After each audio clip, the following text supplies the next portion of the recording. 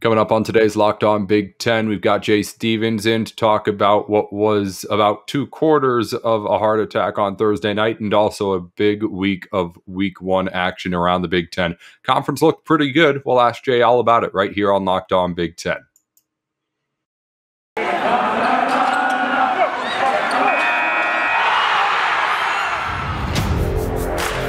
You are Locked On Big Ten, your daily podcast on the Big Ten Conference.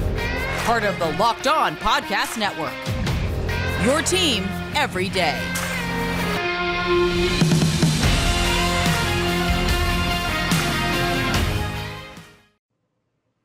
Welcome into Locked On Big Ten. Everything you need to know about the Big Ten Conference every single weekday. Here on a Monday after a Week 1 filled with Big Ten action. A great game in between Wisconsin and Penn State. A bit of a snooze fest in Iowa between the Hawkeyes and the Hoosiers. But we start with Jay Stevens of the Locked On Buckeyes podcast here on Locked On Big Ten on a Monday to talk about the Buckeyes and the Gophers back on Thursday. Jay, we had your kind of initial reaction right after the game in our Friday show. But we've got the time to ask you about it here right now, actually live. How are you doing after a bit of a scare on Thursday night, at least for a little while? Buckeyes were able to pull away at the very end and did flex a lot of those strengths we've talked a lot about throughout the game. Feeling very well. The strengths that you mentioned, they did exercise them throughout portions of the game. The weaknesses, they were kind of magnified at some points during the game. And I really wonder how the fourth quarter would have gone if Mohamed Ibrahim would have been healthy and if he did not tear his Achilles or have an Achilles injury that knocks him out the rest of the season. If he was still healthy, if he was still in the game, I truly wonder how the fourth quarter would have gone, how Ryan Day would have gone with the defense. But all in all, it was a good day. Ohio State won. You got to see how Ohio State's explosive offense can be at the drop of a hat. They can score a lot of points in a short amount of time. It's just a good win. Big Ten win, road win. There's a lot of positives there. And let's just stick with the positives to start this show off. Well, let's talk about, obviously, the man who everyone was looking at most out there for the Buckeyes, C.J. Stroud. Only 10 points in that first half. Had some help from the defense later on, but ends up helping put up 35 points in that second. What did you make out of the freshman's debut out there against a pretty decent Minnesota defense? Or at least it was stout for a little while there. He looked like a guy that was making his very first start in college football. Forget everything and everybody, all the weird narratives that we've heard all off season long. He looked like a guy that was starting his very first game in college football. In the second half, you got to see a guy that got to show off a few of his skills. Now, granted, you have guys that like Wilson, like Olave, like Williams, like Henderson. It's going to make your job a whole lot easier. You have a really, really, really, really, really good offensive line, which is going to help you stay upright when you're trying to read what the defense is doing. But he looked like a guy making his very first start. And I think what I liked was how he looked in the second half. 5 of 8, over 200 passing yards. I think it was over 250 possibly. 4 passing touchdowns. He looked very comfortable. At the same time, you saw Ryan Day call passes and call plays to help Stroud get more comfortable in the offense. And so first start looked really good at times, looked rough at times, but those are the things you expect when a guy is making his very first start. Jay, you told us you were feeling good off the top. I want you to show your hand a little bit more here. When you weren't feeling great, when the team's down, what's something that at least right now you're still a little bit concerned about after Week 1? Give us a weakness. We've given you so much as far as how good Ohio State is. A weakness. It goes to the philosophy that we saw on defense. Playing everybody on defense made absolutely no sense. Now, I understand there's a thought process that Ohio State may have gone into this game knowing there was no way they were going to lose to Minnesota. That's great. Once again, you want to let the best players play and let them get comfortable playing the football. Once you get out there 1 series, 2 series, you come out, you can't get into a groove and get the ebb and flow back and forth of the game. And Ohio State played a lot of guys on defense, and going up against the Oregon team in a week from now that is going to do a lot of RPOs that's in the bread and butter of their offense. A linebacker group that you saw a lot of guys off the bench that played very well. Some guys that started didn't do so hot. I wonder who's going to start And I also wonder if they can get into a groove in the game. Because if you're constantly bringing guys in and out, especially at the linebacker position, where your eye discipline and reading your assignment and sticking to your assignment is very, very important, that could hinder, that could hurt how effective your defense is against Anthony Brown and the offensive attack of the Oregon Ducks. Jay, this Ohio State team, I think everyone could agree, if it was playing its A game the entire game, this would not have been as close as it was throughout a majority of this matchup.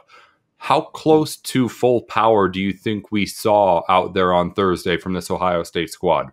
Oh, no. Oh, no. That was what, a B game from Ohio State? I'm not trying to like. That's what I'm asking. I'm being completely honest. I think that was more of a B game for Ohio State. If Ohio State plays their best guys on defense fully healthy, Ohio State wasn't even fully healthy at all. You had Cam Brown, who was injured on defense, cornerback. Sevyn Banks injured on defense, cornerback. You started a true freshman in Denzel Burke, who played very well. Your starting center, Harry Miller, was not there. You played backup center, Luke Whippler, who looked like a starter. That's how good he is. So I think you got a B game from Ohio State. If you get an A- or an A game, Ohio State probably scores 50, honestly, and that's it being light, probably 55 points against Minnesota. And Minnesota probably doesn't have the same effect running the ball or scoring the points that they did in the second half if Ohio State plays their best football, because that's how good they are. Ohio State's best, when they play their best players, they're going to mop almost everybody in the Big Ten. Ohio State absolutely has the talent. They'll hope to be closer to an A game again against Oregon in another big matchup that's coming up soon here early in the season for the Buckeyes. Jay, we're going to get into the rest of the Big Ten matchups throughout the weekend here on the show today. Before we dive into all of that, though, I got to pick your brain first on the Penn State Nittany Lions. We'll get into that game in a moment, but what were your first impressions from that team that looks to be the Buckeyes' biggest opponent, competitor in that side of the Big Ten? Those are two really good defenses. It all starts up front, then to the linebackers, and then to the secondaries. Those are two really good defenses. Graham Mertz, Sean Clifford look like what we expected, but those defenses are going to turn heads and make it very, very difficult for Wisconsin and the Big Ten West opponents, Penn State and the Big Ten East opponents. Those defenses are good. People have said all offseason we might see the defenses be ahead of the offenses early in the season, and in that game it showed those defenses are really, really good. Well, we'll leave it at that for only just a moment. I definitely want to talk more about those defenses. You're listening into a Monday edition of Locked On Big Ten alongside Jay Stevens. I'm Nate Dickinson. We got a new sponsor to tell you about, and it's SweatBlock. Now, SweatBlock has, if you don't know, some of the best products out there to just making sure that you're not sweating too much. It's the summer months, and it's the dog days of summer now in August, but SweatBlock has you covered. If you have that one shirt that you tried on at the store, it fit perfectly, you looked great, perfect shirt for you, but then you go out in that hot weather for the first time in it, and it just absolutely gets drenched in sweat. Some people sweat a lot, but some clothes just aren't meant to take any sort of sweat, really, it seems. So if you end up having one of those shirts that just you seem to sweat through every time, or if you do just seem to sweat more than normal people, you can try out the SweatBlock wipes to see if it will work for you. And if it doesn't, they'll get your money back.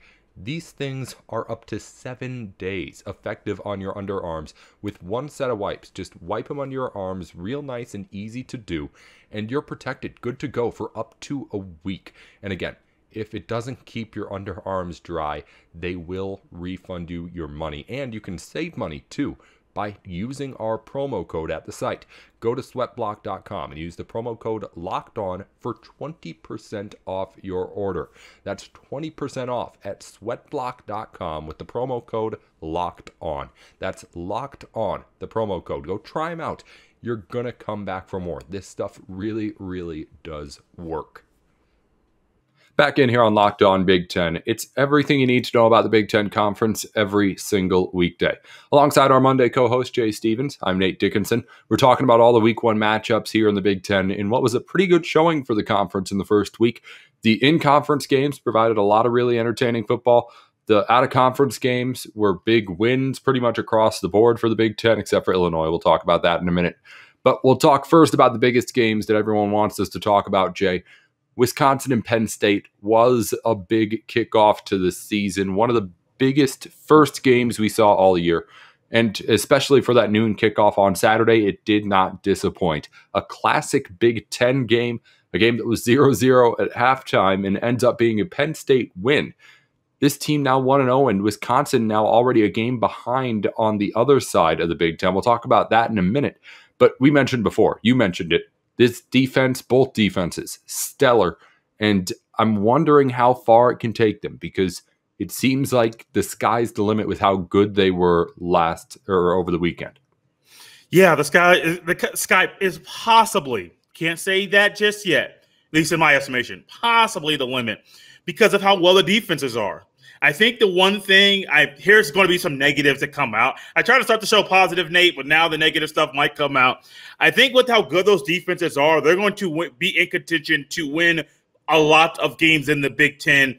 Whenever Penn State plays Ohio State, I think it's towards the end of October, I firmly believe that they'll be in that game as well. So I'm not trying to knock and say their defense isn't up to Ohio State standards. I honestly think that will be a bigger matchup than a lot of people thought it will be at the end of October because of how well Penn State played yesterday. Now, also, let's not overreact. It is one game.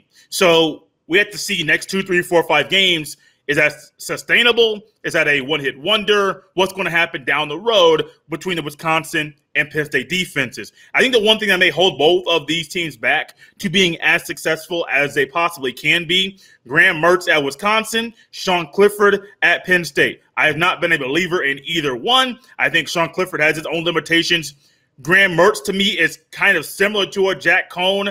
Is he a big upgrade? That's still to be determined. Even if you erase last year, all the good and all the bad, it's still to be determined for me. The one thing I think that Wisconsin doesn't have this year is kind of a Cephas-type receiver. Cephas played, I think, 2019, 2018 at Wisconsin.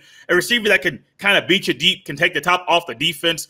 I'm still waiting to see one game, like I said, so let's not overreact. But I'm still waiting to see if they have a receiver that can take the top off the defense, that can kind of open things up for people. You get the defense kind of going 3, 4, 5 yards back, not even realizing they're doing it before the play. It opens up the gaps that the running back has to run through once he gets to the second level. So the defenses are phenomenal through one game.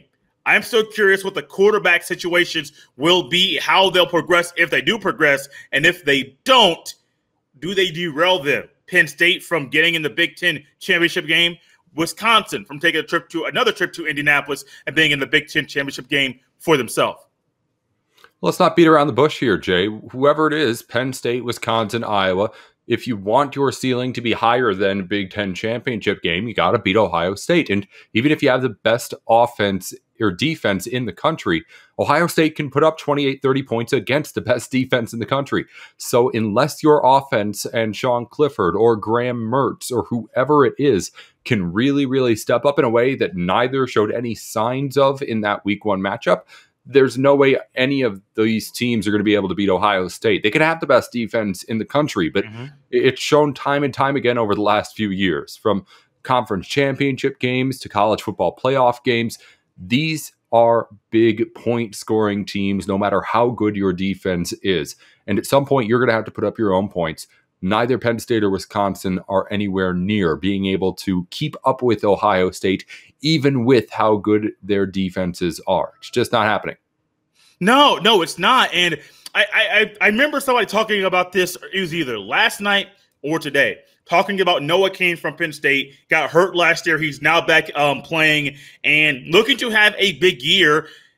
But at the same time, how successful can he be when Sean Clifford might not be putting the team in the best spot to be successful? That's always been my question mark about Sean Clifford. Is he the guy that can lead you past Ohio State? Can he lead you past, or if he gets to the Big Ten championship, can he get you there? Can he get you past the Michigan Wolverines, who looked really good on Saturday? Now they're not playing a a team that you're supposed to say, oh, we know for sure what Michigan is based off who they played. They played Western Michigan. You're supposed to destroy them. So those are the things I'm looking forward to. Sean Clifford. Can Sean Clifford get past Michigan? That's to be determined. I am just still curious with Sean Clifford, with Graham Mertz. I don't know if they can score enough points to beat Ohio State. You mentioned it. I heard one guy Chip Patterson, works for CBS Sports. He was on the Cover 3 podcast, and he said twice, Ohio State gets off the bus, scores 40 points. They scored 45 on Thursday, could have easily scored 50, 55 points. Even if they did the same thing on defense, played everybody and their mama on defense, if they simply played 2 running backs, that first half is completely different. So I do firmly believe Ohio State is that team that scores so many points, and I don't know if Iowa, if Wisconsin, if Penn State, if Indiana, if Michigan can score 40-plus points against Ohio State. Ohio State, as Tom Allen said at Big Ten Media Days, is the gold standard. And right now, everybody else is still trying to find a way to compete, not beat, but to compete with that gold standard.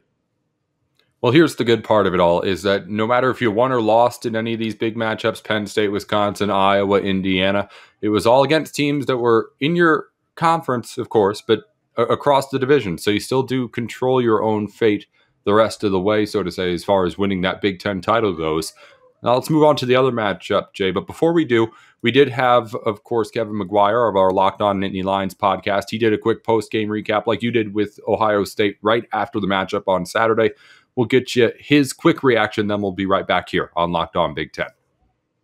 The season is finally here, and Penn State is in the win column. Unlike last year's disaster of a start with an 0-5 record to start the year, Penn State gets the 2021 season off on the right foot thanks to a tremendous effort and a gutsy effort from the entire defensive side of the football. Penn State has some kinks to work out as far as the offense is concerned, but a 16-10 victory on the road against Wisconsin, that certainly gets your season started off on the right foot. Jaquan Brisker, story of the day. 4 times he needed medical attention at least, and he comes up with a big interception late in the game, some big tackles throughout the course of the game when he's on the field.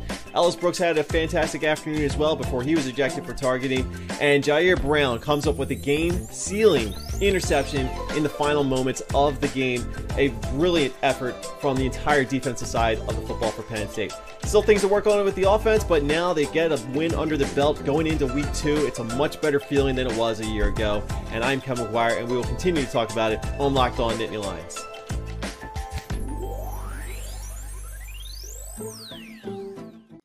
Hey, Nate Dickinson here with Locked On Big Ten, here to tell you a little bit more about Built Bar, helping you get the show here today. Built Bar is the place to go for all of your protein needs. They have more than 15 grams of protein per bar with less than 5 net grams of carbs and 5 grams of sugars as well. It's all the healthy stuff you want without any of that unwanted filler, but great flavor too. Built Bar has 100% chocolate in every single bar, and these things taste outstanding. People are loving the new grasshopper flavor. It's supposed to be a little bit of a play on the mint brownie Girl Scout cookies that people like so much. So you can go and try that or any other flavor out right now at BuiltBar.com and save some money by using our promo code LOCKED15. That's LOCKED15 for 15% off your first order at BuiltBar.com.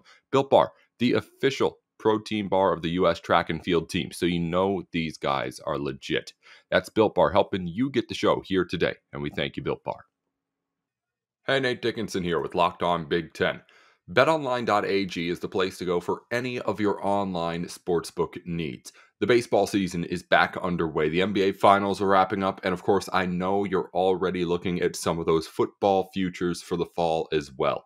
Whatever your need may be, as far as sports betting goes, betonline.ag can help you make your money. Head on over to betonline.ag right now for all the best lines, all the news you need to make sure you're up to date before you put those bets in, and we'll get you some free money to start out with too. If you go to betonline.ag right now and use our promo code LOCKEDON, you'll get a 50% welcome bonus on your first deposit. That's 50% on top of whatever you put into your account that first time you put money in. Just add it on for free, thanks to the people over at BetOnline. It's betonline.ag, your online sportsbook experts. Welcome back into Locked On Big Ten, alongside our Monday co-host and the host of Locked On Buckeyes every single weekday, Jay Stevens. I'm Nate Dickinson. We're breaking down the games around the Big Ten from week one. We just finished up talking Penn State, Wisconsin, and thanks again to Kevin McGuire for joining us for just a sec with his little breakdown right after the post game on Saturday. But now let's talk about the rest of the matchups around the Big Ten, Jay. We'll start with the biggest one of them all, of course, the one that followed up that Penn State-Wisconsin game, and maybe the biggest surprise as far as the result, Iowa absolutely blowing out Indiana in a matchup that was never really close from the start. And the star of the Big Ten, the star boy of the Big Ten that was supposed to break out here, Michael Penix Jr., looked miserable at times. What happened? He showed who he is. He's not an accurate passer. And when you're not an accurate passer, you get 2 pick sixes by one player. And that's just a quick synopsis of that game. Michael Penix Jr. has been very, very hyped. You're a lefty. You're at Indiana, a school that normally has decent quarterback play. When Kevin Wilson, the now offensive coordinator at Ohio State, when he was the head coach at Indiana, they had really good offenses, really good running backs, really good offensive lines. The defense, not so much. Tom Allen, kind of the opposite right now. The defense is really good. The offense is good, but you're seeing that the quarterback is not the same caliber quarterback that we used to see under Kevin Wilson. Michael Penix Jr., I have been okay on him, kind of mediocre, right in the middle. I've not been as high on him as other people have been. And I think that we saw on Saturday what is going to happen to Michael Penix Jr. if he is not an accurate passer. There was one pick six, the second one. The young man's name, last name also, his first name escapes me. But for some odd reason, I am looking at the play, and I'm trying to figure out what the world Michael Penix Jr. is doing when he doesn't see Moss kind of automatically reading the play. Michael Penix Jr. telegraphs his pass. I don't even know who the pass was to, because before you know it, Moss is in the end zone for his second pick six. The first one came within the first 3 minutes of the game. So Michael Penix Jr. and him not being accurate got put on Front Street. How good is Iowa's defense? I have no idea. I don't. Do I think that Penn State and Wisconsin, we talked about them earlier, do I think their defenses will actually stick to what we saw on Saturday? I hope so, but I don't know. I don't know how good Iowa's defense is. But if they're playing like that against other Big Ten opponents, that Iowa-Wisconsin game, forget that. That's down the road. That Iowa State game on Saturday, that's going to be a big-time matchup, a more fierce matchup than I think a lot of people thought it would be. I mean, when we're talking about teams to play against Ohio State, which has kind of been a running theme throughout this week one conversation, Jay, I mean, Iowa's the team that looked the best out of anyone outside of the Buckeyes throughout all of the Big Ten. And you mentioned 2 pick sixes for one guy is a little bit tough. I don't know if Iowa corners switch sides throughout the game, depending on coverage, but those are both right in the same coverage area that Ross was able to take both of them back from. So it's, just not a good look for Michael Penix Jr. And a lot for Indiana football to try and figure out. I mean, where are your expectations now at for the Hoosiers? That's a game that surely confuses a whole lot of people as to what to expect the rest of the way. Well, honestly, I always viewed that Iowa matchup as a toss-up. Either team could win that. To me, that doesn't really detour or alter how I view Indiana football. I was thinking more they're an 8-4 football team this year. At worst, at worst, 7-5. I think this team is still good enough to be bowl eligible to go to a bowl latter part of December. Not a New Year's Six bowl, but latter part of December. They're probably going to be, I've always said second in the Big Ten. Big Ten East behind Ohio State, because I was unsure I had more questions about Penn State than I had about Indiana, and I had questions about Michigan. Could they still be 8-4 and be third or fourth in the Big Ten East? That is true. We still have questions. I have questions about Penn State, consistency on offense, questions about Michigan. They looked really good against Western Michigan, but is that just a flash right in front of us? You lose Ronnie Bell for the season. How are all these things going to work out? In Indiana, Michael Penix Jr., do we see that guy all year long? Or do we see the guy we saw last year against Penn State week one that won the game in overtime? There's week one things. I try my best not to overreact. I do have my whole thing of break the season down into quarters, 3 games, so on and so forth. and then evaluate the first 3 games of the season and then try to formulate an opinion about how the next 9 games will go. This is 1 game out of 12, not 1 of 1. So for me, Michael Penix Jr., Indiana, they're still right there in the hunt to compete with Ohio State. I just don't know if we're going to get that Penix Jr. all year long or a version of what we saw last year. Well, 7-5, 8-4, bowl eligible is a fine season, but the expectations were a little bit higher in Bloomington going into the weekend. Certainly not there, I don't think, anywhere or around there anymore. But Jay, as we get into the end of the program here, obviously there were all sorts of other Big Ten games that we need to get into, and we will get into more throughout the week. But we wanted to cover the big things here, of course. I want to ask you, though, before we leave, just kind of your biggest takeaways from the rest of the games in the Big Ten, because a whole lot of teams looked good. It was a pretty good look for the conference this weekend overall. A couple of non-conference wins over Power 5 schools, Purdue and Maryland getting the job done there. These schools looked good. I want to know from you, first off, what do you think your biggest takeaway from that first week was from anything that happened in the Big Ten? First big takeaway, it's going to go to the Big Ten East. And I believe the Big Ten East was, I think I saw the record was 6-1. Michigan State beat Northwestern. Penn State beat Wisconsin, both East versus West. Michigan won. Nebraska, no, that's the West. Rutgers won. Maryland won. No. I think the only loss was Indiana from those Big Ten East schools.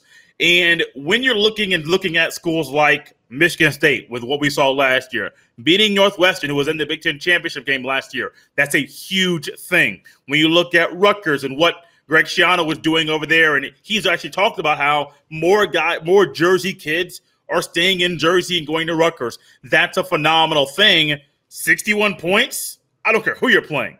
That's phenomenal. Good job for Greg Schiano and the Rutgers Scarlet Knights.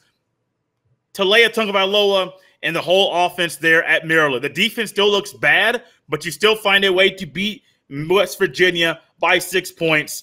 And there was another school that I was going to talk. Oh, Michigan Wolverines. Now, I'm not surprised now that I forgot them because I was talking to my friend earlier. They're like, forget talking about Michigan.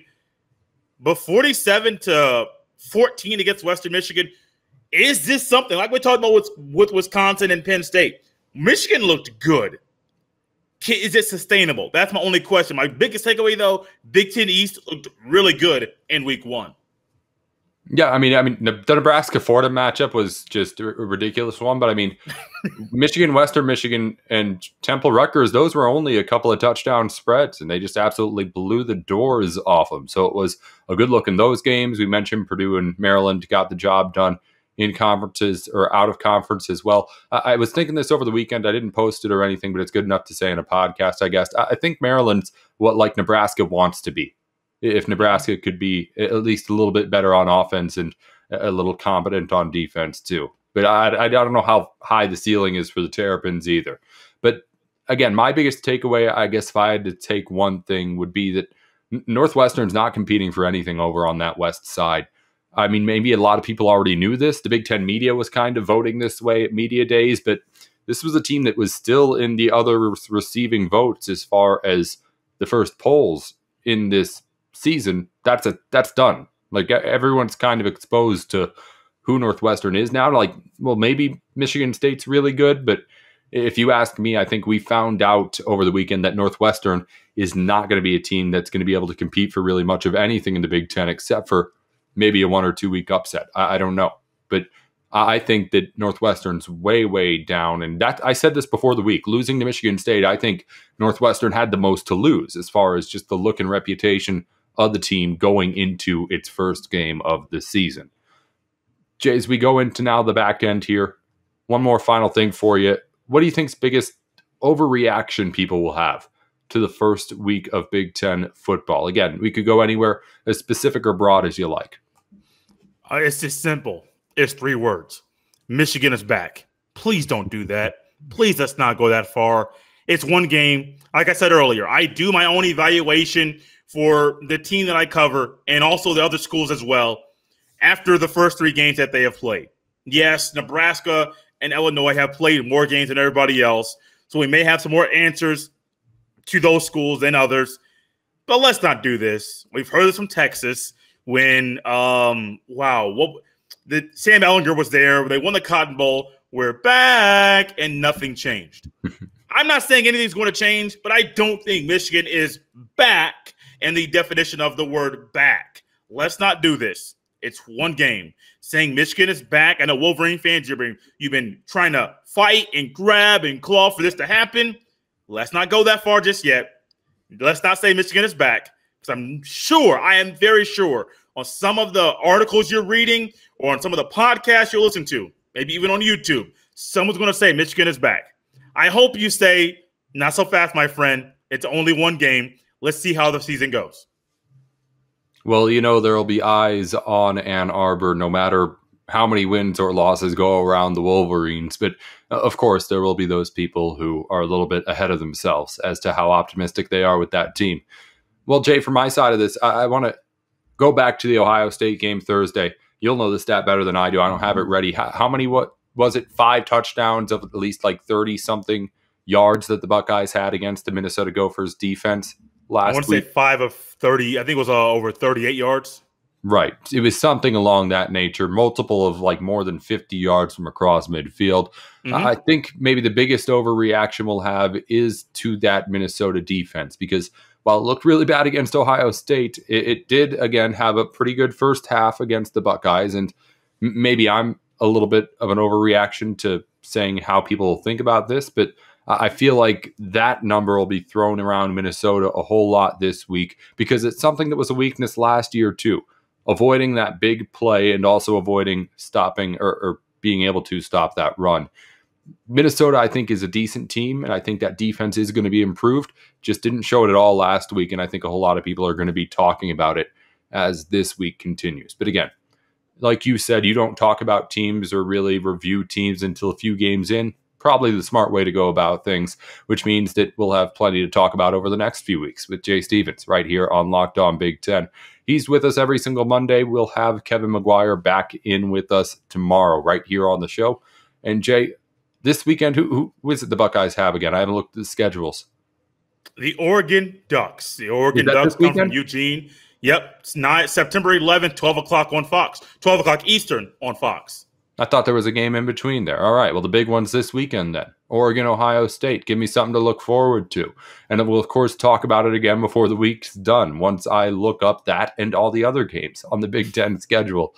Until next week on Monday when we have Jay back again, thank you for coming in, as always. Remind the people where they can find you in between your Monday appearances here. You guys can always follow me on Twitter at jstevens07. We'll not only be tweeting about Ohio State, but other things going on around the Big Ten football conference. And, of course, I'm at Nate with Sports on the personal Twitter. The show account is at Locked On Big Ten. That's 10, not TEN on the handle. And, of course, follow us wherever you're listening into the podcast. Follow Locked On Buckeyes with Jay wherever you're listening in now as well. Until tomorrow, I'm Nate Dickinson here with Locked On Big Ten.